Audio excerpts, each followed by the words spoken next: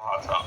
आखिर इस बेजमीर ने अपने जमीर का सौदा कितने में कर लिया कि जिस नरेंद्र मोदी को भगाने की बात कर रहा था उसका तलवा चाटने पर आमादा हो गया। इस बेजमीर को कह दीजिए कि तेरा जमीर नहीं है, तू जमीर का सौदा कर सकता है, लेकिन किशनगंज के सरजमीन में रहने वाले लोग गरीब हो सकते हैं, जमीन बेचकर अपने बच्चों की परवरिश कर सकते हैं। तुम जैसे बेजमीरों की तरह मोदी को कभी वोट नहीं दे सकते। इसलिए कि मोदी का नाम जब लब पर आता है, गोधरा में अपनी माओ बहनों की लुटी हुई इज्जत व इस्मत की वो दर्दनाक तस्वीर हमारे सामने में होती है, जिसे याद करके आज भी आंखों में खून के कतरे टपकते हैं।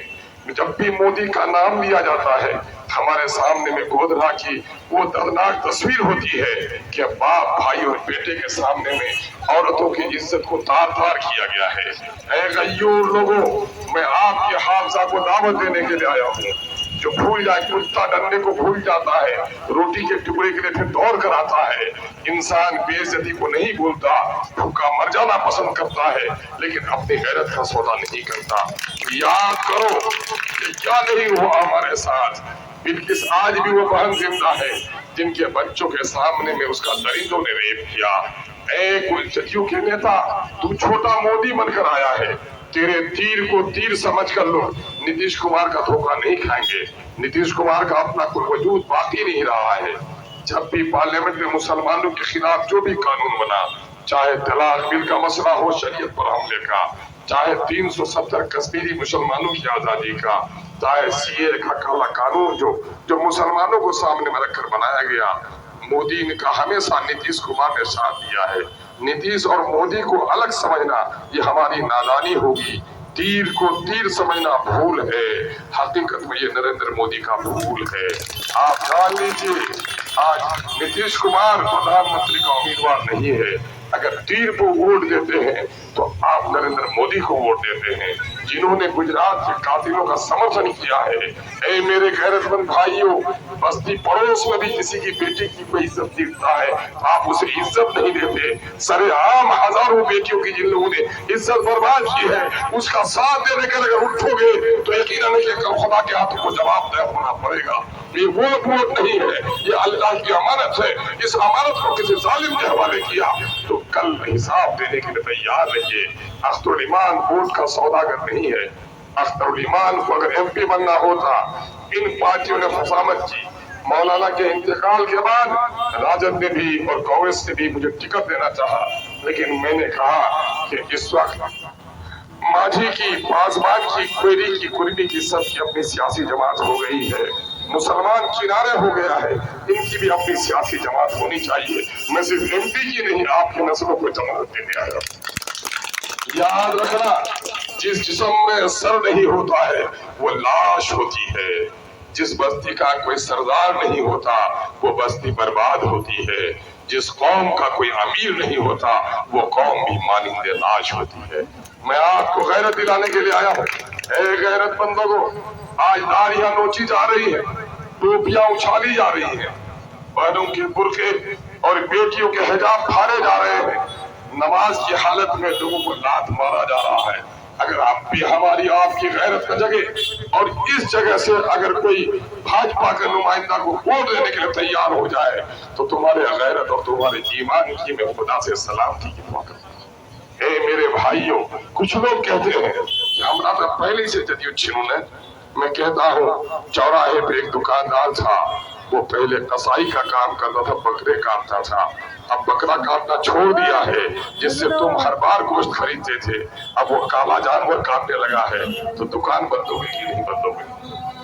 वोट दीजिए, दुआएं दीजिए। अस्सलाम वालेकुम।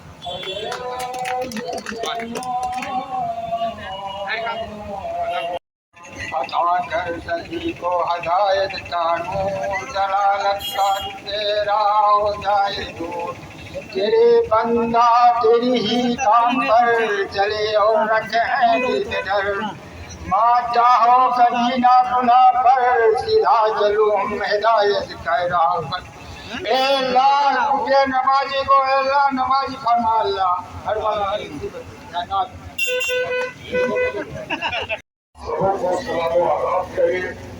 आप लोगों से दुआ और आशीर्वाद प्राप्त करने और आप लोगों से पतंग के निशान पर वोट देने की अपील करने को जा रहा हूँ। मैंने हर बार कहा है कि वोट वोट नहीं है, वो तलवार है। आपने सिपाही को दिया तो पहरेदारी करेगा, आपने किसी जालिम को दिया तो आप ही की तलवार से आपकी गर्दन काटेगा। आपने हर बार कांग्रेस को वोट दिया है और हर बार कांग्रेस ने तलवार से आपकी गर्दन काटी है। उसके निकम्मे सांसद ने सीमांचल के किसी मुद्दे को कभी भी सदन में नहीं उठाया। यही वजह है कि ये पट्टी आज सबसे ज्यादा गरीब हो गई है।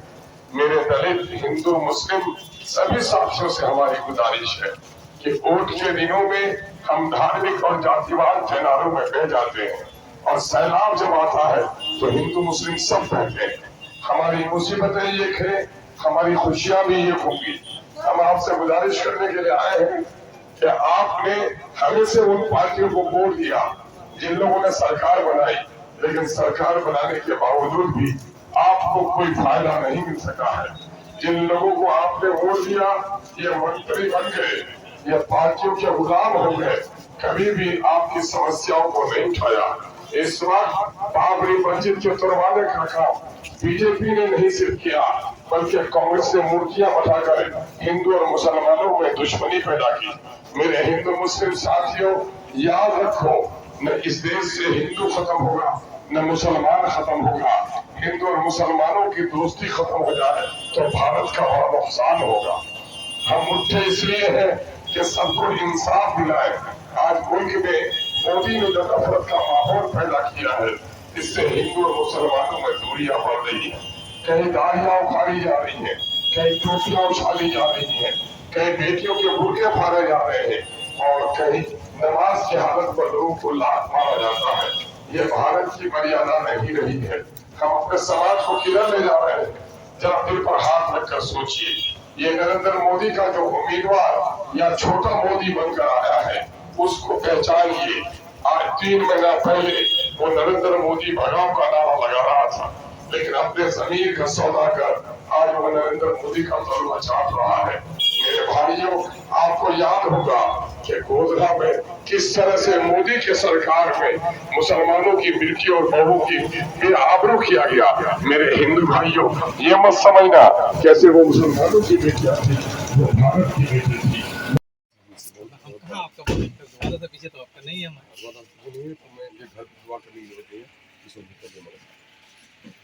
देखिए, मेरी कांग्रेस आप है, मेरे बाप किस में जी, कांग्रेस में सभी लोग और कांग्रेस में ही नहीं थे, जी, बल्कि टॉप लेवल में एन मिश्रा साहब के साथ, जी, ललित नारायण मिश्रा साहब के साथ। जी, मसला ये है कि इस वक्त जो लड़ाई में लड़ रहा हूँ मेरे भाई, जी, सिर्फ एमएलए की लड़ाई, एमपी की लड़ाई नहीं जी, है।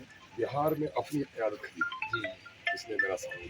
बिल्कुल आपके साथ में दिल से कह रहे हैं, दिल से नहीं, साथ में मैं कोई दिल से जी, दिल से बहुत लोग हैं। महाराष्ट्र में भी लोग दिल से साथ हैं। मैं जिस्म से साथ चलता हूँ। हाँ, ये बात तो सही है। भगवान के साथ दवा भी चाहिए। बैठिए, चाय पी लीजिए, चाय पानी पी लीजिए, पानी पानी पिला चौराहे पे आप सबों को सलाम करने, आप लोगों की दुआएं लेने और पतंग के निशान पर वोट डालने की अपील करने आया हूँ। मुल्क में जो हालात हैं, हिंदू और मुसलमानों के दरमियान में जो नफरत फैलाई जा रही है, मुसलमानों को जिस तरह खौफजदा किया जा रहा है, दाढ़ी टोपी गाय के नाम पर जिस तरह फसादात किए जा रहे हैं, जरूरत इस बात की है कि आपकी कोई तवाना आवाज पार्लियामेंट में पहुंचे।